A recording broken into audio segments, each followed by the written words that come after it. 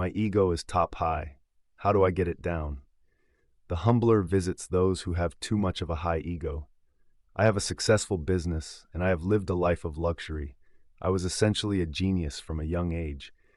So I'm sure that you will understand why I have such a high ego. I mean, everyone needs a bit of ego to go through life, or otherwise you will never be able to get out of bed. Yes, my ego is high, and I can't help but to look down at people. Ego is an amazing feeling, and I love it when people stroke it. I have heard about the humbler and how he just appears in the homes of high egotistical people and beats and tortures them until their egos go down to normal levels. The humbler is some mythical paranormal figure, but I never believed it at all. I was just watching TV until I saw something in the corner of the room, completely in the shadows. Then I heard the guy say, "Your ego stinks to high heaven, and I think you need to be humbled," and the humbler steps out of the shadows. I couldn't believe it that the humbler was real. Okay, yes, I was scared because I hadn't really been humbled by anything in life, because I have always been so brilliant at everything. But right at that moment, it was going to be a life-changing moment. He started beating me up straight away, and when I was bleeding out of my nose, he asked me, "How's your ego now?"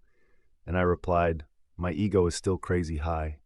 And the humbler sighed in annoyance, and he needed to humble me even more. So he kept beating me up, and yes, it was painful and uncomfortable, but my ego wasn't hurt at all. I was thinking about all the best doctors that I could afford to get me all better again. I was thinking all the best physiotherapists and medicines that only people like me could afford.